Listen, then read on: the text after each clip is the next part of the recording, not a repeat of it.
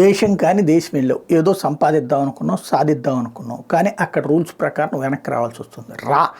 బ్రతకడానికి ఇక్కడ దర్జాగా బోలెడని అవకాశాలు ఉన్నాయి. నువ్వు అక్కడికి వెళ్ళి పిజ్జా సెంటర్లో పనిచేసే దాంతో పోల్చుకుంటే ఇక్కడ స్విగ్గీలో పనిచేస్తే చక్కటి ఆదాయం వస్తుంది. నీ కారు డ్రైవింగ్ వస్తే ఓలా నడుపుకో. బోలెడన్ని అవకాశాలు ఎగబడి ఉన్నాయి ఇండియాలో. జస్ట్ ఇగో పక్కన పెట్టు. నీ ఫ్రెండ్స్ ముందు చులకనవుతావనినో లేకపోతే నీ బంధువుల ముందు చులకనవుతావేమో అన్నది పక్కన పెట్టు.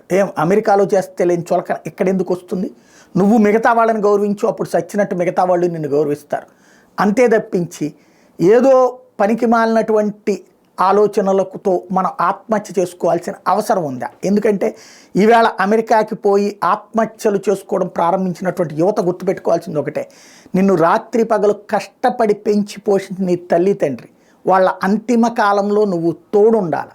అంతేగాని నువ్వు చచ్చి వాళ్ళ చేతన దినాలు పెట్టించుకోవాల్సిన పరిస్థితి ఏంటి? ఇంకెందుకు? వాళ్ళ పెంపకానికి ప్రయోజనం ఏంటి? వాళ్ళ కష్టానికి ఉపయోగం ఏంటి?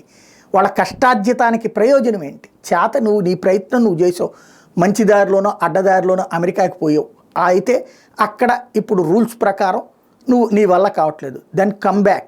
బ్రతకడానికి బోలెడు మార్గం. ఆత్మహత్యలు చేసుకోవాల్సిన అవసరం లేదు. ఎందుకు ఈ మాట చెప్పాల్సి వస్తుందంటే, తాజాగా ఉన్నత విద్య కోసం న్యూయార్క్ వెళ్ళిన సాయి కుమార్ రెడ్డి ఆత్మహత్య చేసుకున్నట్టు అతని స్నేహితులు మాట్లాడుతున్న వీడియో వైరల్గా మారింది. అతని చిరునామా ఎక్కడో ఇంకా వెళ్లడం లేదు. డిపోర్టేషన్ భయంతో ఆత్మహత్య చేసుకున్నట్టు ప్రచారం జరుగుతుంది. న్యూయార్క్లో ఉంటున్న అతను ప్రస్తుతం తాత్కాలిక ఉద్యోగం చేస్తున్నాడు. ఇటీవల ట్రంప్ అధ్యక్ష బాధ్యతలు చేపట్టే డిపోర్టేషన్ పేరుతో అక్రమ వలసదారుని స్వదేశానికి తిప్పి పంపుతున్న నేపథ్యంలో ఈ ఆత్మహత్య అంశం తెర మీదకి వచ్చింది.